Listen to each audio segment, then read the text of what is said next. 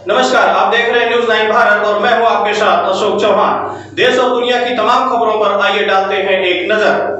हाल ही में केंद्र सरकार की तरफ से पेश हुए आम बजट को लेकर बीजेपी की तरफ से लगातार सभी जिलों में लोगों को इसकी खूबियों के बारे में जानकारी दी जा रही है। में आजमगढ़ में बीजेपी के राज्यसभा सांसद नीरज शेखर सिंह ने ऐतिहासिक बजट के लिए प्रधानमंत्री को और वित्त मंत्री को धन्यवाद देते हुए बताया कि ये बजट देश के इंफ्रास्ट्रक्चर को मजबूत करने के लिए होगा और आम लोगों के हित में है। वहीं निजीकरण व पीपीपी मॉडल को लेकर उठ रहे सवाल पर उन्होंने कहा कि जो सरकारी विभाग व कंपनी बोझ बन गई है और जिसको चलाने के लिए आम जनता के भारी भरकम टैक्स का उपयोग करना पड़ रहा है, अगर उसको सही संचालन के लिए निजी हाथों में दिया जाए तो इसमें कोई बुराई नहीं है। सरकार ने विनिवेश के माध्यम से 1,75,000 करोड़ का लक्ष्य रखा है जो देश के इंफ्रास्ट्रक्चर को मजबूत करने में काम आएगा।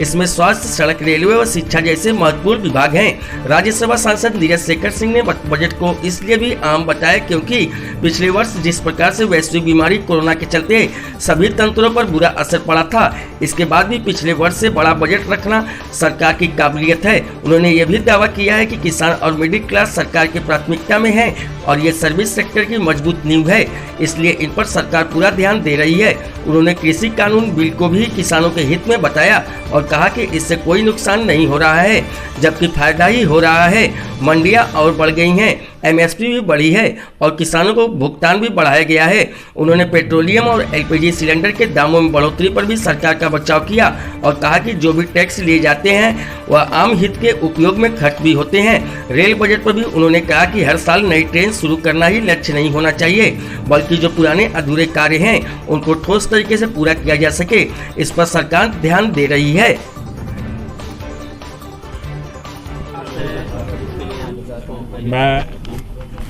मैं आपको बताना चाहता हूँ, ये हम लोग पूरे देश में ये था कि 13, 14, 15 में हर एक ज़िले में जाकर जो बजट की इम्पोर्टेंट पॉइंट्स थे वो लोगों तक पहुँचाएं और आप लोगों के माध्यम से हम लोग वो लोगों तक पहुँचाएं। और इस बजट का जो आप लोग देख सकते हैं जो रिएक्शन है लोगों के बीच वो बहुत अच्छा है। और सबसे अच्छा जो चीज़ होती है पता चलता है सेंसेक्स से।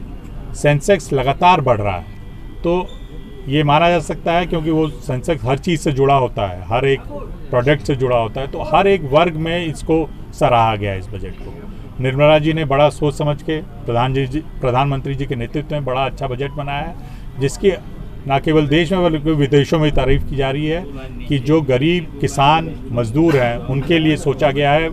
वैश्विक महामारी के बाद जो सबसे ज़्यादा संकट में लोग थे उनके लिए सोचा गया है। स्वास्थ्य के लिए इसमें बहुत ज़्यादा प्राविधान किए गए, करीब 137% स्वास्थ्य की जो बजट है उसको बढ़ाया गया है। शिक्षा में इसमें बात की गई है कि हायर एजुकेशन को कैसे और अच्छा किया जाए, नई शिक्षा नीति को कैसे लागू किया जाए। सबसे बड़ा जो मैं महत्वपूर्ण पॉइंट मानता हूँ इसमें पीने के पानी के लिए जो किया गया है, जो हम लोग ने तय किया कि अगले एक साल में हम लोग 2,86,000 घरों तक 2.86 करोड़ घरों तक हम लोग स्वच्छ पानी पीने का पहुंचाएंगे।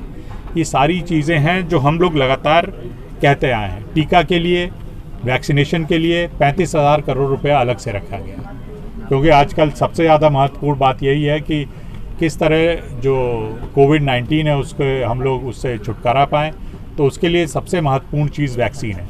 तो 35,000 करोड़ वैक्सीन के लिए लगाया गया है। विकास के लिए, आगे जो हम लोग का विकास हो सके उसके लिए इंफ्रास्ट्रक्चर में इन्वेस्टमेंट की गई है। और सबसे महत्वपूर्ण बात जो मैं पहले बताना भूल गया कि R&D, रिसर्च एंड डेवलपमेंट, जो पहले हम लोग इसके बारे में नहीं सोचा जाता था, इनोवेशन, नई चीज़ों में हम लोग निवेश करें। जो नौजवान साथी हम लोग के नई सोच लेके आ रहे हैं उनको हम लोग कैसे इंसेंटिवाइज करें कि उनको पैसा दें कि वो नई सोच के साथ इस देश के प्रोडक्ट आगे तक पहुंचाए जाए। तो रिसर्च एंड डेवलपमेंट बहुत ज़रूरी है, क्योंकि जब तक रिसर्च नहीं करेंगे नए चीज़ें नहीं आती हैं। हम लोग पे यही कहा जाता है कि हम लोग रिसर्च पे ज़्यादा खर्च नहीं करते, लेकिन प्रधानमंत्री जी ने इस बार कहा, लगातार वो पिछली बार से ये तय किया उन्होंने कि रिसर्च हम लोग करेंगे और नई चीज़ें। भारत अब विश्वगुरु बनना चाहता है, तो विश्वगुरु में बनने के लिए हम लोग को सबसे महत्वपूर्ण चीज़ है वो रिसर्च एंड डेवलपमेंट। जी।